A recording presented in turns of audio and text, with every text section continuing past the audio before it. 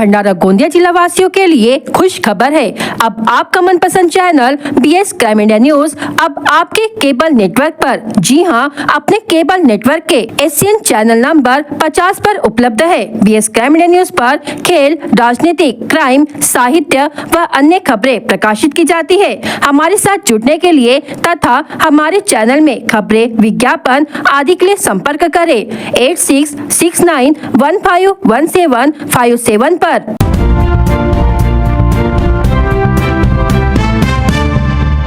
छत्रपति शिवाजी महाराज के पराक्रम एवं राष्ट्र प्रेम का जन जागरण करने वाले जय शिवाजी जय भारत पदयात्रा बुधवार 19 फरवरी को भंडारा जिले से निकाली गई। इस पदयात्रा का शुभारंभ भंडारा नगर परिषद के सामने से गांधी चौक से सुबह 7:30 बजे किया गया, जिसके बाद यह यात्रा शास्त्री चौक से शुक्रवारी परिसर स्थित छत्रपति शिवाजी महाराज के स्मारक तक पहुँची। इस ऐतिहासिक पदयात्रा में विविध सांस्कृतिक एवं पारंपरिक कार्यक्रम का आयोजन किया गया। इस पदयात्रा के दौरान नूतन कन्या शाला के विद्यार्थियों ने ढोल ताशा पर प्रस्तुति दी। लेजिम पथक व पारंपरिक खेलों का प्रदर्शन किया गया। स्वराज्य गाथा चरित्र करने वाले नाटिका तथा रायरेश्वर की स्थापना नाटिका नूतन कन्या शाला के विद्यार्थियों द्वारा प्रस्तुत किए गए। अखाड़ा तथा निक्षय भारत चरित्र रथ इस यात्रा पदयात्रा में शामिल किए गए। पारंपरिक वेशभूषा में नाटिका, योगासन का विशेष समावेश रहा।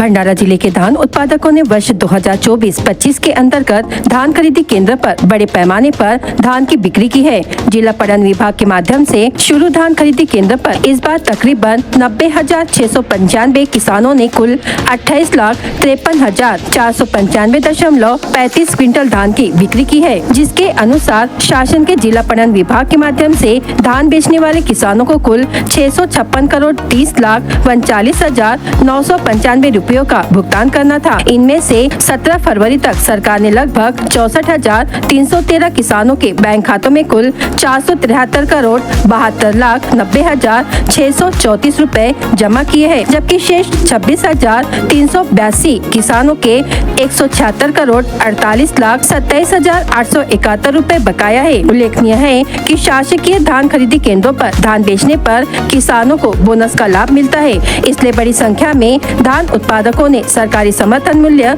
धान खरीदी केंद्र पर धान की बिक्री की है। जिला पणन विभाग के माध्यम से शुरू धान खरीदी केंद्र पर इस बार कुल 90,695 किसानों ने धान की बिक्री की है। वर्तमान में लगभग सभी किसानों के धान बेचकर हो चुके हैं। अब तक धान खरीदी केंद्र में 28,53,495.35 क्विंटल धान बेचा है, इसलिए शासन को इन किसानों को कुल 656,30,39,995 रुपए देने हैं। पणन विभाग के माध्यम से किसानों के खाते में रुपए जमा करने की प्रक्रिया शुरू है। पर्यटकों को प्रकृति के साथ उत्तम पर्यटन का आनंद लेने का अवसर देने के उद्देश्य से महर्षि एडवेंचर प्रशिक्षण संस्था द्वारा एडवेंचर स्पोर्ट्स को प्रोत्साहित किया जा रहा है। इसके अंतर्गत अब पर्यटकों को पैरामोटरिंग और हॉट एयर बलून राइड का रोमांचक अनुभव प्राप्त होगा। पर्यटन प्रेमियों के लिए प्रकृति के साथ साहसिक पर्यटन का आनंद लेने का विशेष अवसर महर्षि एडवेंचर द्वारा आमगांव में हॉट एयर बलून और पैरामोटरिंग सफारी डेमो स्टेशन का आयोजन किया गया था। नागजीरा अभयारण्य के पास स्थित क्षेत्र पर्यटकों के लिए एक विशेष आकर्षण का केंद्र बन चुका है और जंगल सफारी और प्रकृति के सौंदर्य का आनंद लेने के लिए जिले के साथ साथ आसपास के क्षेत्र के पर्यटक हमेशा प्रकल्प का दौरा कर निसर्ग पर्यटन का आनंद उठाते हैं। इसी बीच विधायक नाना पटोले ने हॉट एयर बलून और पैरा मोटरिंग का रोमांचक अनुभव लिया। कार्यक्रम के माध्यम से साहसिक पर्यटन को बढ़ावा मिलेगा और स्थानिक युवाओं के लिए रोजगार अवसरों का मार्ग प्रशस्त होगा, इस पर उन्होंने विश्वास व्यक्त किया। कार्यक्रम में जिलाधिकारी संजय कोलते, प्रसिद्ध साहसिक प्रशिक्षक नीलेश धुर्वे, उप संचालक नविका नागजीरा, व्याघ्र प्रकल्प पवन जेब, अशोक कापकते, दिलीप मासुलकर, वलमाजरी के सरपंच पुरुषोत्तम रुकमोड़े, लीलाधर पटले, हरगोविंद भेंडारकर, नरेश राव सहित कई लोग उपस्थित थे। राष्ट्रीय महामार्ग क्रमांक 53 पर स्थित भंडारा जिले के चिखली मोड़ पर मंगलवार 18 फरवरी को सुबह करीब 6 बजे के दौरान अज्ञात महिंद्रा पिकअप वाहन ने बाइक सवार नव दंपत्ति को जोरदार टक्कर मार दी। इस भीषण हादसे में बाइक सवार पति पत्नी की घटनास्थल पर ही मृत्यु हो गई। मृतक दंपत्ति का नाम नागपुर के पारडी निवासी रोशन महावीर साहू उम्र 28 वर्ष व चांदनी रोशन साहू उम्र 23 वर्ष बताया गया है। घटना के समय रोशन और चांदनी दोनों दोपहिया क्रमांक MH150 BU 5864 से छत्तीसगढ़ के राजनांदगांव में आयोजित शादी समारोह में शामिल होने जा रहे थे। इसी बीच चिखली मोड़ पर अज्ञात महिंद्रा पिकअप वाहन ने उनकी दोपहिया को जोरदार टक्कर मार दी। प्रत्यक्षदर्शियों के अनुसार पिकअप वाहन की टक्कर के बाद वाहन करीब 100 फीट तक दंपत्ति को घसीटता गया, जिसमें दोनों पति पत्नी की दर्दनाक मृत्यु हो गई। घटना के बाद वाहन चालक मौके से फरार हो गया। मार्ग से गुजर रहे लोगों ने जवाहरनगर पुलिस को घटना की जानकारी दी। पश्चात जवाहरनगर पुलिस थाने के थानेदार भीमाजी पाटिल, PSI पुरुषोत्तम राठौड़, पुलिस कर्मचारी ज्ञानेश्वर हाके, महेश कड़व ने घटनास्थल पर पहुंचकर घटना का पंचनामा किया तथा शव को भंडारा के जिला अस्पताल में पोस्टमार्टम के लिए भेजा गया। शाम को पोस्टमार्टम के बाद दोनों के शव परिजनों को सौंपे गए। इस मामले में थानेदार पाटिल ने एक टीम बनाकर वाहन की तलाशी में भेजी है। इस मामले में जवाहरनगर पुलिस ने अज्ञात महिंद्रा पिकअप वाहन चालक के खिलाफ मामला दर्ज कर जाँच शुरू कर दी है। गृह राज्य मंत्री डॉक्टर पंकज भोयर गोंदिया जिले के दौरे पर पहुंचे। इस दौरान उन्होंने गोंदिया पुलिस मुख्यालय के प्रेरणा सभागार में आयोजित संवाद मेलावे में पुलिस कर्मियों और उनके परिवारों की समस्याएं सुनी। महाराष्ट्र पुलिस पूरे राज्य में 24 घंटे अलर्ट रहकर जनता की सुरक्षा करती है। ऐसे में उनके परिवारों को भी कई समस्याओं का सामना करना पड़ता है। इसी को ध्यान में रखते हुए गृह विभाग की ओर से पहली बार पुलिस कर्मियों और उनके परिवारों की समस्याओं को जानने का प्रयास गृह राज्य मंत्री डॉक्टर पंकज भोयर ने गोंदिया में किया। उन्होंने आश्वासन दिया कि आने वाले दिनों में पुलिस कर्मियों और उनके परिवारों को होने वाली समस्याओं के समाधान के लिए उचित कदम उठाए जाएंगे। पहली बार किसी गृह राज्य मंत्री द्वारा पुलिस कर्मियों और उनके परिवारों की समस्या सुनी गई, जिससे उनके चेहरों पर खुशी देखने को मिली। सर काय सांगाल, आपण पोलिसांच्या समस्या जाणून घेण्यासाठी संवाद मेळाव्याचं आयोजन केलं होतं आणि त्या ठिकाणी आपण आले। संपूर्ण महाराष्ट्रामधले पोलीस हे मागच्या अनेक वर्षापासून 24 तास आपल्या राज्यातल्या नागरिकांना रक्षण करण्याकरता, त्यांना सेवा देण्याकरता तत्पर असतात। त्यांच्या परिवाराच्या देखील काही समस्या राहू शकतात, त्याच्याकरता प्रत्यक्ष त्यांच्या परिवारासोबत संवाद साधून त्यांच्या समस्या जाणून घेण्याचा प्रयत्न आपण यावर्षीपासून सुरू केलेला। आमचे नेते आदरणीय देवेंद्रजी फडणवीस यांच्या सूचनेनुसार या ठिकाणी प्रत्येक जिल्ह्यामध्ये जेव्हा जेव्हा दौरा होतो त्या ठिकाणी पोलीस अधीक्षक साहेबांना सूचना करून या पद्धतीच्या मेळाव्याचं आयोजन करण्यात येते।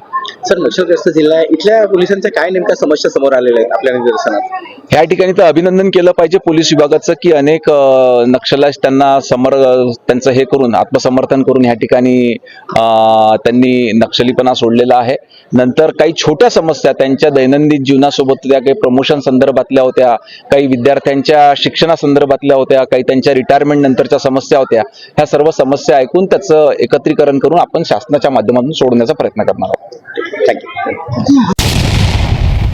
आमगांव देवरी विधानसभा क्षेत्र के कांग्रेस पार्टी के पूर्व विधायक सहसराम कोरोटे 21 फरवरी को उप मुख्यमंत्री एकनाथ शिंदे की उपस्थिति में शिवसेना गुट में प्रवेश करने जा रहे हैं। देवरी में यह प्रवेश समारोह आयोजित किया जाएगा। इसकी जानकारी पूर्व विधायक सहसराम कोरोटे ने एक प्रेस कॉन्फ्रेंस में दी। इस अवसर पर उनके साथ पूर्व विधायक मनोहर चंद्रिकापुरे, शिवसेना जिला प्रमुख सुरेंद्र नायडू, मुकेश शिवहरे, युवा नेता डॉक्टर सुगत चंद्रिकापुरे उपस्थित थे। 2024 के विधानसभा चुनाव में वर्तमान विधायक सहसराम कोरोटे का टिकट कांग्रेस प्रदेश अध्यक्ष नाना पटोले ने एक सेवानिवृत्त अधिकारी को दिया था, जिसके कारण आमगांव देवरी विधानसभा क्षेत्र में कांग्रेस पार्टी को पराजय का सामना करना पड़ा। चुनाव के नजदीक टिकट काटे जाने से सहसराम कोरोटे ने पार्टी नेतृत्व के प्रति नाराजगी व्यक्त की और आरोप लगाया कि टिकट वितरण में कांग्रेस प्रदेश अध्यक्ष नाना पटोले ने गड़बड़ी की है, जिसके कारण राज्य में कांग्रेस पार्टी की सरकार नहीं बन सकी। सहसराम कोरोटे ने उप मुख्यमंत्री मुख्यमंत्री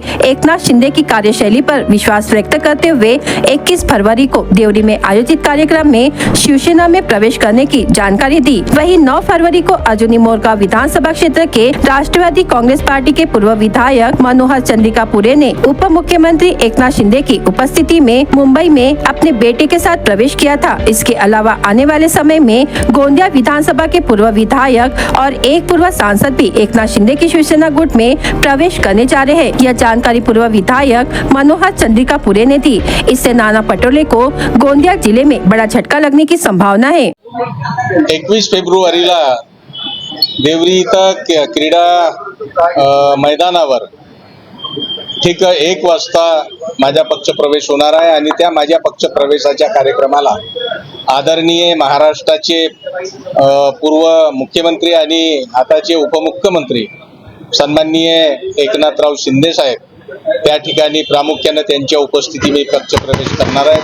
साहेबांसोबत राज्याचे वित्त राज्यमंत्री आदरणीय आशिषजी जयस्वाल साहेब, सन्माननीय नरेंद्रजी भोंडेकर साहेब भंडाऱ्याचे आमदार आणि काँग्रेसचे दोनही शिवसेनेचे दोनही जिल्हाध्यक्ष शिवारे साहेब, नायडू साहेब आणि अनेक सेनेचे नेते मंडळी त्या ठिकाणी माझ्या पक्ष प्रवेशाच्या कार्यक्रमाला उपस्थित राहणार आहेत।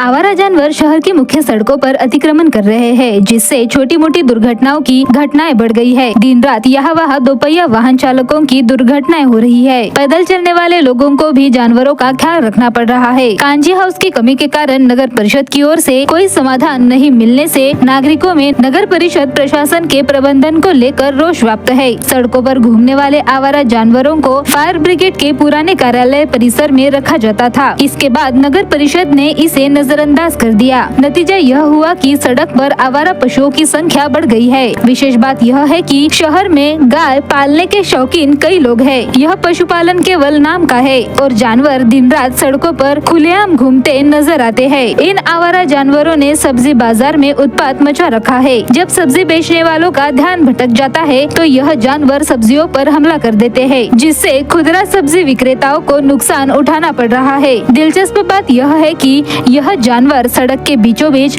खड़े रहते हैं, जिससे पैदल चलने वाले लोगों को भी इनसे डर लगता है।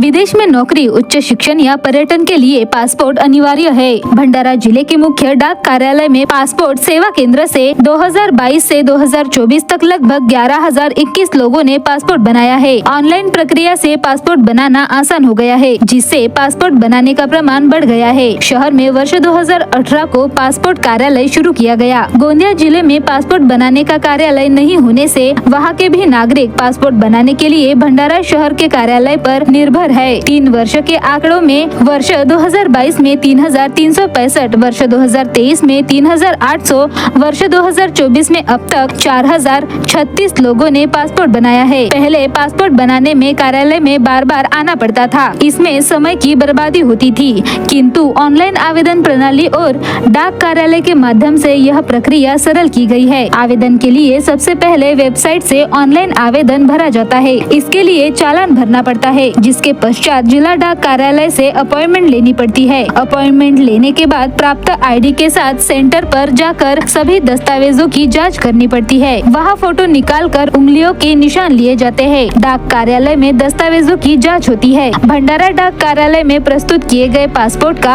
आवेदन जांच के बाद नागपुर कार्यालय में भेजा जाता है। नागपुर कार्यालय के संबंधित पुलिस थाने से पंजीयन मंगवाया जाता है। संबंधित व्यक्ति को पुलिस थाने में बुलाकर जाँच की जाती है। आवेदक पर अपराध दर्ज है या नहीं यह देखा जाता है। कोर्ट की अनुमति मिलने के बाद ही पासपोर्ट बनाया जाता है। पासपोर्ट बनाने के लिए आधार कार्ड, पैन कार्ड, जन्म प्रमाण पत्र, राष्ट्रीयकृत बैंक खाता, स्कूल छोड़ने का प्रमाण पत्र, राशन कार्ड, विवाह प्रमाण पत्र की आवश्यकता होती है। BS क्राइम इंडिया न्यूज आपके सामने पेश कर रहा है भंडारा क्राइम वारदात। हर जुर्म से हम आपको कराएंगे अवगत। आपके अपने चैनल पर रोजाना शाम 7 बजे, तो देखना ना भूलिए क्राइम वारदात। पौनी में साप्ताहिक बाजार से दोपहिया वाहन चोरी होने की घटना घटी। फिरियादी गाय डोंगरी निवासी रविंद्र गोपाल बोरकर उम्र 50 वर्षों की शिकायत पर कोंढा निवासी तेजराम जगदीश आले के खिलाफ मामला दर्ज किया गया।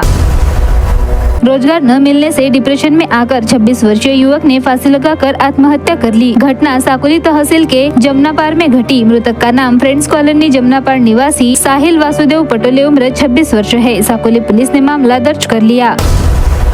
पुलिस ने अवैध तरीके से गोवंश की परिवहन करने वाले 2 वाहनों पर कार्रवाई की और बड़ी संख्या में गोवंश को जब्त किया। भंडारा पुलिस ने आरोपी के खिलाफ मामला दर्ज किया।